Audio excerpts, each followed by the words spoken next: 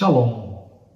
Há personagens na Bíblia que nos cativam de imediato. Outros, ao longo do tempo, nas suas vidas, no desenvolvimento do seu caminhar, vão nos cativando pela maneira como se aproximam de Deus. Alguns aparecem uma única vez e nunca mais se fala neles. Outros permeiam a Bíblia desde o primeiro ao último capítulo. Então, quando nós olhamos para a Bíblia e encontramos tantos personagens cativantes assim, personagens que nos inspiram, nos desafiam, nós precisamos ter o coração aberto para entender por que Deus permitiu que a história de cada um deles fosse registrada. Deus não faz nada por acaso. Deus não faz nada aleatoriamente. Tudo que Deus faz tem um propósito. E por isso, quando nós olhamos e vamos olhar hoje para a história da mulher samaritana, descobrimos que essa mulher que aparece uma única vez na Bíblia nos inspira de forma extraordinária e vemos o quanto Deus pode fazer com as nossas vidas. Ainda que no futuro não se fale mais o nosso nome, não é isso que importa. O que importa são os frutos que nós deixamos. Por isso, vamos ver um pouquinho sobre essa que é gente como a gente. Vamos orar? Pai, eu peço que a Tua bondade nos alcance nesse tempo de estudo e nos ajude a compreender os ensinos preciosos que a Tua palavra contém e que o Senhor deseja nos transmitir nessa hora. Eu peço a Tua bênção em nome de Jesus. Amém. Quando nós olhamos para o capítulo 4 de João, o Evangelho ele nos fala que Jesus ficou sabendo que os fariseus estavam especulando a respeito dele, porque diziam que Jesus batizava mais discípulos do que João. No entanto, Jesus mesmo não batizava pessoas, mas os seus discípulos. E nesse caso, os fariseus ficaram sabendo e começaram a especular a respeito de Jesus, e então Jesus toma uma decisão de ir da Judeia, onde ele estava, para a Galileia. A Judeia está no sul, a Galileia mais ao norte. Então, Jesus tinha que fazer uma linha reta de caminhada e ir até a Galileia. No entanto, o verso de número 4 de João 4, ele nos diz o seguinte: era-lhe necessário atravessar a província de Samaria. Esse texto ele nos chama a atenção porque eu creio que ali Deus inspirou João a registrar no seu evangelho essa expressão, era necessário. Por que era necessário? Quando nós olhamos a vida de Jesus, e principalmente se a gente avançar um pouquinho no evangelho de João, capítulo 5, no verso 19, nós vamos ver o que movia o coração de Jesus, por que ele fazia as coisas que fazia. Por que em determinados momentos ele fazia milagres, em outros momentos não fazia, no momento ensinava, no outro momento ele fugia para estar a sós, enfim, por que Jesus fazia tudo o que ele fazia. Então, capítulo 5, verso 19 de João nos diz: o filho não pode fazer nada de si mesmo, só pode fazer o que vê o pai fazer, porque o que o pai faz, o filho também faz. Ou seja, Jesus só fazia aquilo que ele via que o pai estava fazendo. O filho só faz o que o pai faz. Então, nesse caso, quando Jesus ele sabe que ele precisava passar por Samaria, é porque ele tinha consciência de que o pai estava indo por Samaria. Vamos pegar dessa forma bem literal para compreendermos o princípio. Vamos lembrar o seguinte: judeus e samaritanos não se davam. Samaria estava no meio do caminho. Então ele tinha que ir da Judeia para Galileia, passar por Samaria. No entanto, o judeu mais zeloso, que queria a pureza, ele não se misturava com o samaritano porque era considerado um povo imundo, porque quando o reino do norte Vamos lembrar, vamos voltar um pouquinho na história, né? O reino de Israel foi dividido em dois, né? O reino do sul com Judá e Benjamim e o reino do norte com as outras tribos. Os dois acabaram se afastando de Deus, trazendo culto a outros deuses, estabelecendo adoração a imagens, enfim. Deus então anuncia que se eles não se arrependessem, Deus ia permitir que os inimigos prevalecessem, porque até ali era Deus que cuidava deles. Mas quando eles mudam de Deus, eles estão dizendo: Senhor, nós não precisamos do teu cuidado, nós vamos ser cuidados pelo outro Deus. Então o Senhor disse: tudo bem, se vocês querem assim, eu vou permitir que os seus inimigos prevaleçam, porque quem segura os seus inimigos sou eu. No entanto, eles não se arrependeram. O reino do norte, ele foi invadido pela Assíria, que era um povo bárbaro, cruel, e eles foram tirados da terra, espalhados, e ao mesmo tempo os assírios trouxeram para lá pessoas de outros povos. Então, com o tempo, houve uma miscigenação, uma mistura de raças. Diferente do reino do sul, Judá e Benjamim, que foi levado para a Babilônia, e lá na Babilônia eles ficaram juntos. Então eles geraram filhos, eles tiveram famílias, né? Ali eles trabalharam durante 70 anos depois Deus trouxe eles de volta, e eles ficaram, de certa forma, restritos a eles mesmos nesse envolvimento. É certo, e nós sabemos que muitos dos judeus do Reino do Sul não quiseram voltar quando Deus permitiu que eles retomassem a sua terra. Eles ficaram na Babilônia, mas aqueles que de fato tinham o coração no projeto de Deus, no plano de Deus, e queriam a sua terra, a herança que Deus tinha dado a Abraão, eles voltaram. Mas o reino do norte nunca voltou, ficou espalhado, e os que permaneceram na terra se misturaram, ficaram miscigenados, vamos dizer assim. Nesse caso, os do sul consideravam os do norte impuros por causa dessa mistura, porque eles haviam se casado, gerado família, filhos, junto com os pagãos, com os incrédulos, com aqueles que não serviam ao Senhor, que adoravam outros deuses. Então, nesse sentido, os do sul consideravam que os samaritanos, e Samaria era a capital do Reino do Norte, então os samaritanos que habitavam ali, eles eram impuros. Então, quem ia da Judéia para Galiléia cortava caminho, dava uma volta para não passar em Samaria. Se tivesse que passar em Samaria, não ia ter contato com ninguém. Por quê? Porque era um povo impuro. Só que aqui o texto nos diz, capítulo 4, verso 4, que era necessário Jesus passar por Samaria. Isso quer dizer que Deus tinha interesse naquele povo. Deus tinha interesse em fazer algo. E porque o Pai estava indo para Samaria, Jesus disse que era necessário também ele ir para Samaria. Por quê? Havia alguém que habitava ali que estava atraindo Deus. Alguém em Samaria atraía a atenção de Deus. Quem? O que é que nós encontramos na vida daquela mulher que pudesse atrair Deus? Eu creio que todos nós desejamos isso, que a presença de Deus seja atraída, que Deus venha ao nosso encontro, que Deus venha a nosso favor, que Deus se mova na nossa direção. Todos nós desejamos isso. Então, olhar para a mulher samaritana é identificar algumas dessas questões que fazem com que o coração de Deus se mova na direção de alguém. Então Jesus vai com seus discípulos e eles chegam junto ao poço de Jacó. Quando eles chegam ali, os discípulos vão comprar comida. Jesus está cansado, já era meio do dia.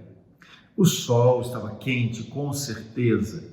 E Jesus, então, ele vai descansar, ele está junto ao poço, provavelmente sentou-se ali no chão mesmo, recostou-se no poço, ou bem perto, e ficou ali aguardando os seus discípulos e ao mesmo tempo descansando. É nesse momento que chega aquela mulher.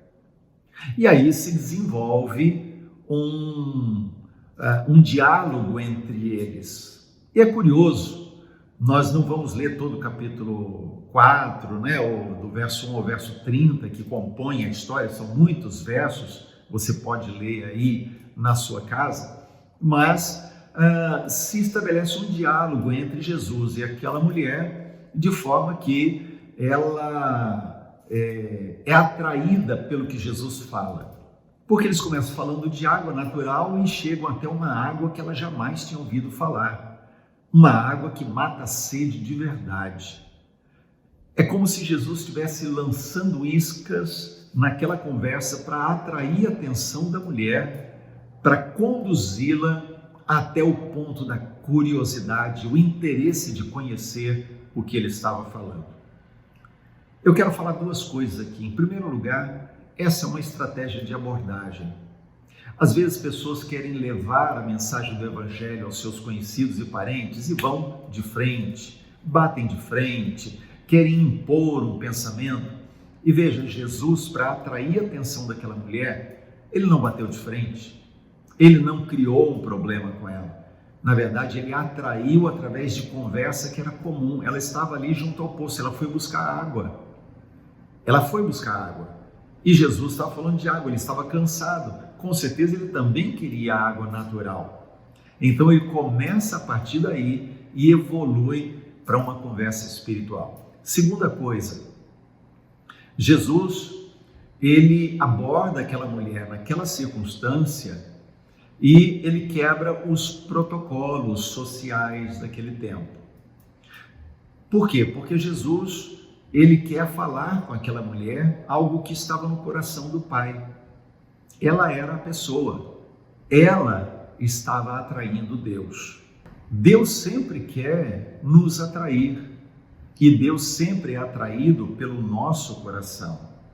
Mas a maneira como Deus faz para chegar até nós varia, de uma forma ou de outra. Se o teu coração tem sido um coração sensível para Deus, Deus vai ser atraído. Mas dificilmente Jesus vai aparecer sentado ali na beirada da cama. Pode acontecer, Deus pode fazer qualquer coisa, mas dificilmente ele vai aparecer sentado na beira da sua cama para conversar com você sobre o seu sono, sobre os sonhos que você teve, sobre se o seu colchão é macio ou não. Jesus, ele usa sarças. Deus é mestre em usar sarças para atrair nossa atenção. Lembra de Moisés? Pois é, ele estava no campo, um arbusto queimava e não se consumia.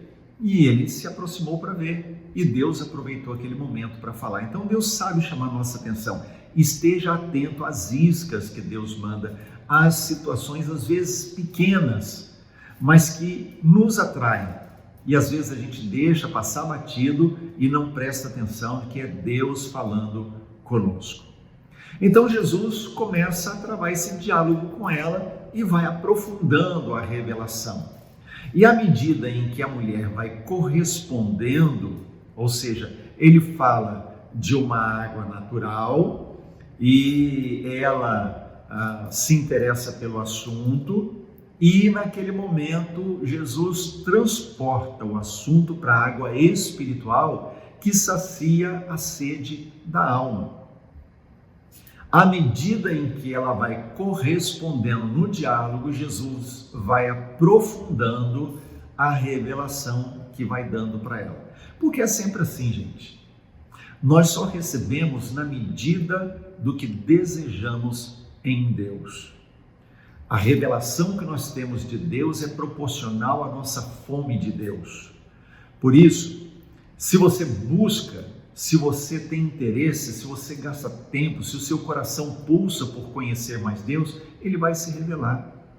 Se você lê a Bíblia apenas para cumprir uma obrigação, passar tempo, ler uma história que inspira, Deus não vai se revelar assim.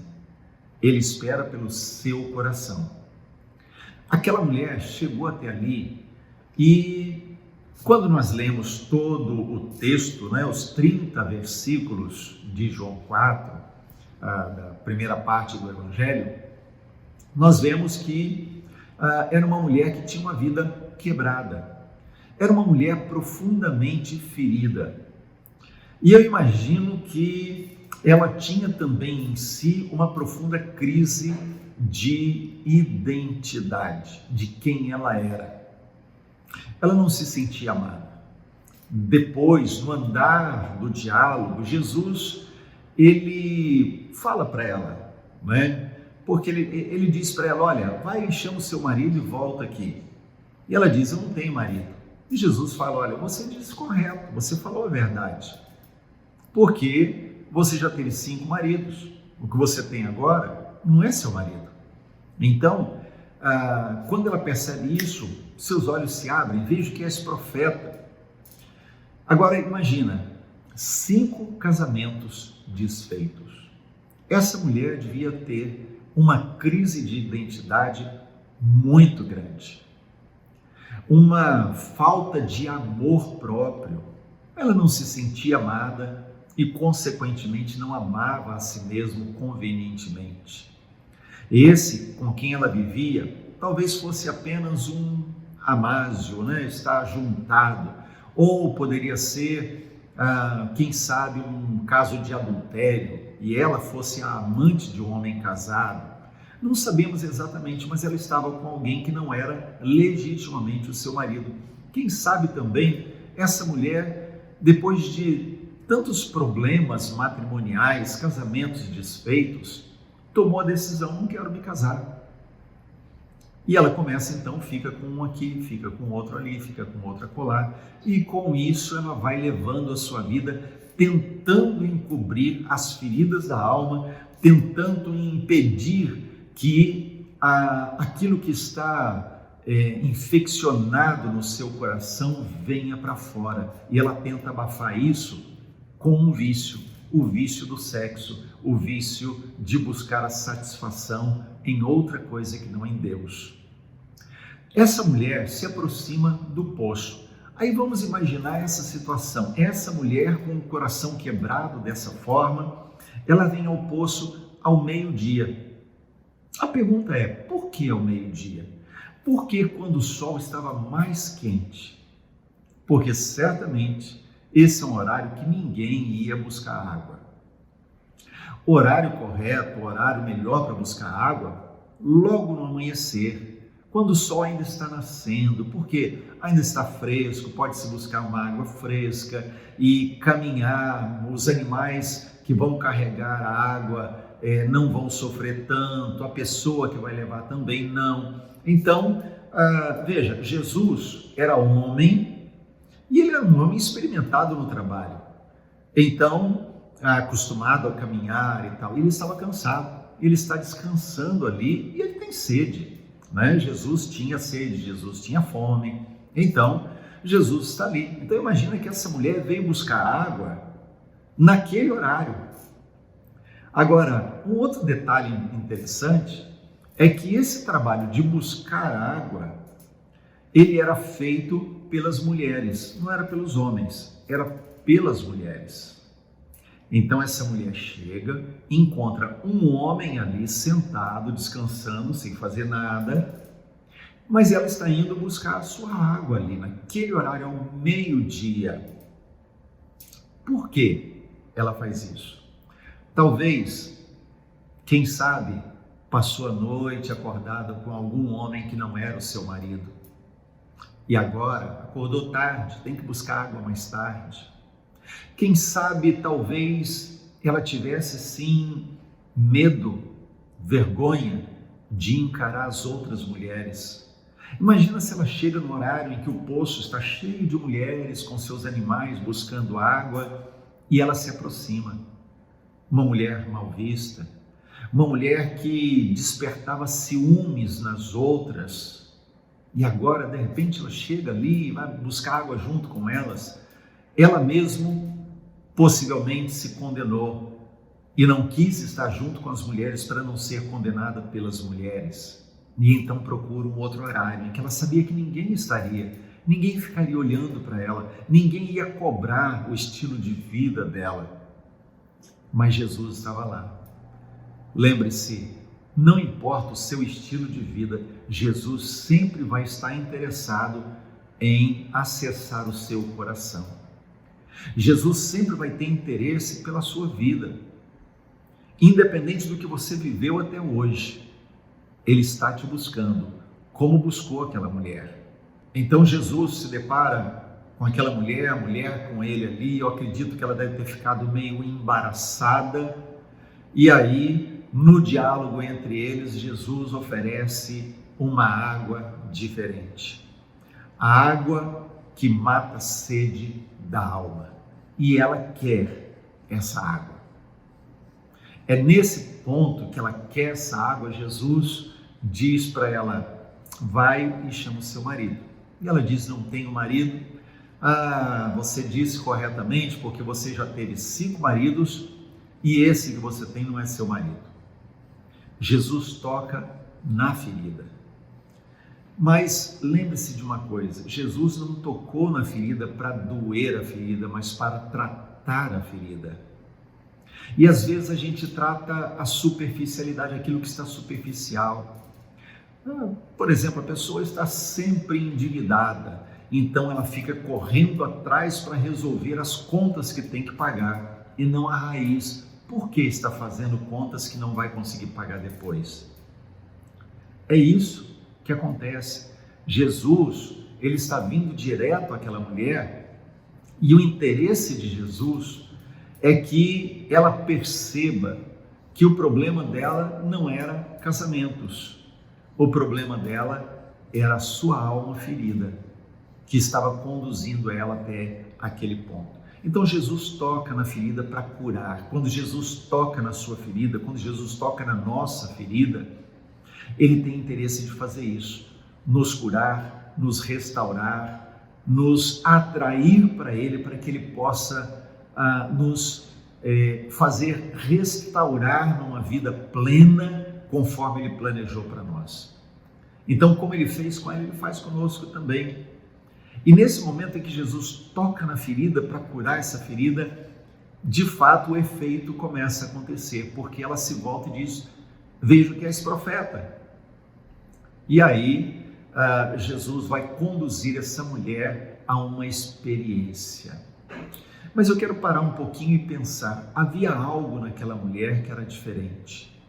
Porque à medida em que eles vão conversando e ela percebe que Jesus é profeta, ela não pede para Jesus resolver as carências emocionais dela. Ela não pede para Jesus uma família nova, um novo casamento, uma pessoa certa para se casar. Ela não pede para ser aceita pelas mulheres daquela região. Ela não pede bens materiais, ela não pede para suas necessidades materiais serem supridas. A primeira coisa que ela fala com Jesus, depois de identificar que ele é um profeta, é sobre a adoração. Ela quer saber como adorar. Nossos pais adoravam nesse monte. Vocês dizem que é em Jerusalém. Onde há lugar para se adorar? Ou seja, na verdade, embora ela fosse uma mulher profundamente ferida, com uma vida torta, havia algo despertado no coração dela, havia algo que pulsava no coração dela, e esse algo é: eu quero Deus, eu preciso de Deus, eu preciso encontrar Deus. Você nunca vai mudar aquilo que você não estiver disposto a confrontar. Então, se você não identificar o problema, o pecado, a raiz, a ferida, e decidir tratar corretamente isso, Deus não vai fazer.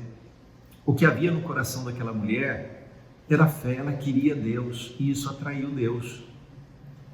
Então veja, à medida em que Deus se aproxima, ela vai correspondendo, porque Jesus está falando com ela e falando de coisas espirituais, e ela está correspondendo. E como ela corresponde, a revelação aumenta. E é interessante que quando Jesus diz para ela: olha, você teve 5 maridos, o que você tem agora não é seu, ela não sai, ela não foge, ela não rejeita, ela não se fecha, ela aceita de pronto, porque a gente só consegue tratar de verdade aquilo que a gente está disposto a confrontar. Se você tem uma área de pecado e você não está disposto a encarar de frente a raiz desse pecado e levar a Deus e buscar ajuda para tratar o pecado, não vai encontrar solução para ele. Se você tem um problema financeiro, fica endividado, fica cheio de problemas e você não está disposto a encarar que isso é um pecado e que você precisa de ajuda para resolver isso e buscar Deus para buscar solução, vai continuar com esse problema o resto da sua vida. Você não consegue mudar aquilo que você não está disposto a confrontar. Porque a gente tem a tendência a amenizar. Então nós chamamos de falha, nós chamamos de problema, nós arrumamos um monte de desculpas para aquilo que está acontecendo conosco. Aquela mulher aceitou de pronto quando Jesus apontou. Por isso ela foi curada e por isso ela foi salva. Então, o que atrai Deus na vida daquela mulher é o seu coração aberto para Deus. Apesar da sua vida torta, ela tinha um desejo de conhecer Deus, de estar com Deus e de ter experiências com Deus. Nesse momento, lá nos versos 23, depois 31 a 37, a gente vai encontrar na parte do diálogo ali dessa mulher com Jesus, dos acontecimentos, nós vemos lá, olha, Jesus diz assim, Deus procura adoradores. Então agora a gente entende que o filho não faz nada que não veja o pai fazer. Então o pai estava indo para Samaria e o filho achou que era necessário passar por Samaria. Jesus estava indo para lá encontrar essa mulher. E por que o pai estava indo para lá? Porque Deus procura adoradores. Deus deseja isso. E desde o momento da queda, quando o pecado entrou no coração humano, tudo que Deus tem feito é atrair pessoas e buscar sobre a terra pessoas que o desejem de todo o coração. Não que desejem troca, que desejem simplesmente, olha, se o Senhor me abençoar, eu vou te servir. Eu preciso de tal bem material, eu estou na igreja. Aliás, eu tenho um grande problema quando eu ouço alguém dizer assim, desde que eu fui para a igreja, a minha vida mudou. Quem muda a vida de alguém não é a igreja, é Jesus Cristo de Nazaré, é o Senhor Deus, o Altíssimo. Ele, somente Ele pode mudar a vida de alguém. Então, Jesus está falando isso para ela, olha, Deus procura adoradores. Então, aquela mulher tinha fome de Deus e ela queria conhecer Deus e isso atraiu a atenção de Deus, isso atraiu a presença de Deus. No verso de número 23 de João, a gente lê assim, mas vem a hora e já chegou, em que os verdadeiros adoradores adorarão o Pai em espírito e em verdade, porque são estes que o Pai procura para os seus adoradores. Observe bem o que Jesus está falando naquele momento do diálogo com a mulher. Ele diz assim, olha, vem a hora em que os verdadeiros adoradores adorarão o Pai em espírito e em verdade. Vem a hora, já chegou. Uau! De que ele estava falando?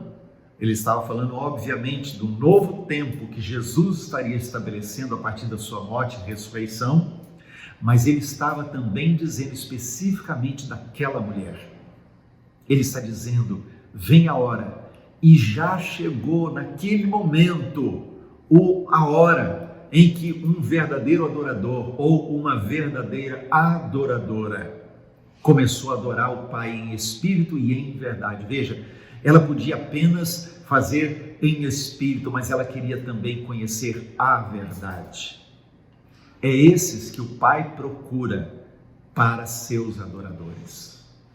Então, Jesus diz para ela assim, aliás, nesse diálogo, a mulher diz para Jesus, eu sei que há de vir o Messias, chamado Cristo. E Jesus se volta para ela, isso lá nos versos 25 e 26, Jesus se volta para ela e diz assim, eu sou. A mesma palavra que o Senhor falou para Moisés, quando Moisés pediu que Deus lhe desse um nome pelo qual identificá-lo diante do povo hebreu no Egito. E o Senhor disse, eu sou o que sou. Então Jesus está dizendo, eu sou, eu que falo contigo. Aqui acontece o verdadeiro encontro. Até ali, aquela mulher ainda estava com o coração aberto, vendo Jesus como um profeta. Mas de repente, eu sou. E eu creio que ali as coisas mudam. Por quê? Porque o texto diz que logo em seguida os discípulos voltaram e quando chegaram acharam muito estranho Jesus falando com uma mulher em público, assim no meio da rua. Mas não falaram nada, não perguntaram o que ele estava falando com ela. Mas no meio desse instante aí, olha, os discípulos chegam, ficam espantados com aquilo. O que a mulher faz? Ela deixou o cântaro, ou seja, ela foi buscar água. Agora a água já não tinha mais valor, a água natural não tinha mais valor porque ela encontrou a verdadeira água. Ela encontrou a água que mata a sede espiritual, a sede da alma. Ela deixa o cântaro, verso 28, e vai à cidade e fala com, o texto diz, aos homens daquela cidade. Vinde, vejam um homem que disse tudo quanto tenho feito. Será esse, porventura, o Cristo? Ou seja, não será ele o Messias? Olha o que acontece no coração dessa mulher, uma mudança. Ela vai e fala aos homens.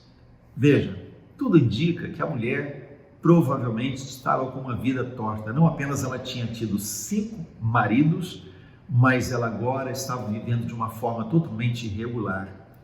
E essas 5 situações, mais essa 6ª situação conjugal, fazia com que ela fosse mal vista. E ela vai e fala aos homens. E aí, esses homens vêm para ver o que é que ela estava falando, de quem ela estava falando, quem era a pessoa de quem ela estava se referindo naquele momento. Lembra-se, no diálogo, Jesus diz para aquela mulher que aquele que beber da água que ele, Jesus, desse, dessa pessoa fluiria água viva. A água flui naturalmente daquele que encontra Jesus. A pessoa que de fato encontrou Jesus tem em si a água viva fluindo. Isso flui testemunhando para outros. Se você não está testemunhando de Jesus para outras pessoas, tem algo errado, a água não está fluindo. A água viva não está jorrando de dentro de você. A pessoa que tem água viva jorrando é a pessoa que está caminhando na direção de santidade, buscando uma vida de santidade que agrada a Deus, foge do pecado. A pessoa que tem essa fonte de água viva jorrando é uma pessoa submissa, com um coração de servo, que quer dar o seu melhor para o Senhor e para a igreja do Senhor. A água flui naturalmente. E Jesus disse que seria assim, e isso acontece com a mulher, porque no momento que ela tem um verdadeiro encontro com Jesus e descobre, ele não apenas é um profeta, ele é o Cristo, ela vai à cidade, ela proclama aquelas pessoas e elas vêm naturalmente. Ninguém ensinou, ninguém deu curso de evangelismo para elas. Hoje em dia, às vezes, a gente precisa manivelar as pessoas, ficar motivando as pessoas a falar de Jesus para outros. No entanto, aquela mulher, quando descobriu e permitiu a água viva jorrar do seu coração, naturalmente começou a testemunhar para outras pessoas. E no verso 30, diz que eles saíram da cidade e vieram ter com Jesus. E lá no verso 42, depois de estarem ali com Jesus, eles se voltam para ela e dizem assim: já não é pela tua palavra que cremos. Ou seja, eles vieram atraídos por algo. Algo naquela mulher fez eles, peraí, o que ela está falando? Essa mulher, essa está dizendo que encontrou o Messias? Ah, eu preciso ver. Então eles foram com essa motivação, mas quando encontraram Jesus, eles se voltam para ela e dizem assim: olha, nós viemos porque nós queríamos saber do que você estava falando, mas agora nós estamos crendo porque estamos vendo. E eles insistiram que Jesus permanecesse com eles, e Jesus ficou um pouco. Veja, samaritanos pedindo para um judeu ficar, e o judeu aceitando a proposta e permanecendo com eles. A presença de Deus, quando é descoberta por nós, produz o mesmo efeito, porque Ele começa a conduzir a nossa vida e se torna em nós a fonte de alegria e de realização. A nossa fonte de realização não é mais o trabalho, não é mais a família. Eu não sou realizado porque tenho uma família boa, equilibrada, que eu amo, que me ama. Eu sou realizado porque eu tenho Jesus, porque eu encontrei o Mestre, porque eu vivo com o Senhor. A minha fonte de realização não são os meus filhos, a saúde, eu ter bens, eu ter segurança financeira. É a presença de Deus em mim. Precisamos aprender a atrair a sua presença. Quando Jesus entra na história nas nossas vidas, tudo em nossa vida muda. A nossa família experimenta o reflexo disso. A nossa vida financeira experimenta o reflexo disso. A nossa saúde, toda a nossa vida é afetada positivamente quando a presença de Deus vem e entra e faz parte de tudo que somos e fazemos. Eu me lembro de ter lido certa vez a experiência de um homem chamado Charles Finney, um homem que buscou a Deus incessantemente, teve uma experiência profunda com Jesus, buscando-o numa mata. Ali ele clamou ao Senhor até que foi cheio do Espírito Santo. E depois ele voltou. E por onde ele andava, as pessoas percebiam o poder de Deus nele. Certa vez, ele apenas de olhar para uma pessoa, ela se quebrantou e começou a chorar querendo Jesus. Um homem chamado Watchman Nee foi preso por causa da sua fé, torturado na prisão, mas mesmo quando estava cego, porque teve os seus olhos furados pelos seus opressores, sem as mãos que lhe foram cortadas, sem a língua que foi cortada, ainda assim as pessoas olhavam para ele, e a presença de Deus na vida dele faziam com que as pessoas se convertessem. Presos se convertiam, soldados se convertiam por causa da presença de Deus na vida dele.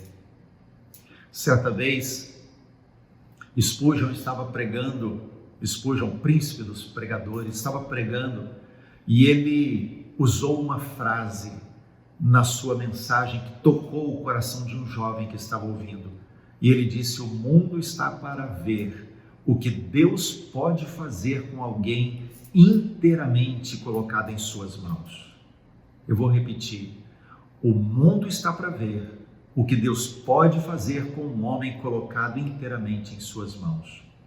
E aquele jovem chamado Moody respondeu e disse: Senhor, eu quero ser esse homem. E Moody se tornou um avivalista, cheio do Espírito Santo, levando milhares e milhares de pessoas a Jesus. Que você também possa ter um coração assim como o de Moody, que atraia a presença e diz: Deus, eu quero ser assim. Como Finney, buscar até encontrar a presença. Como a samaritana, desejar tanto a presença, que Deus se mova, os céus se movam na tua direção e venha tocar a sua vida. O mundo está para ver alguém assim hoje. O século 21 está para ver alguém assim hoje. Quem sabe ele possa encontrar a mim, a você, mais de um, vários. Quantos nesse momento poderiam dizer: Senhor, eu quero ser essa pessoa.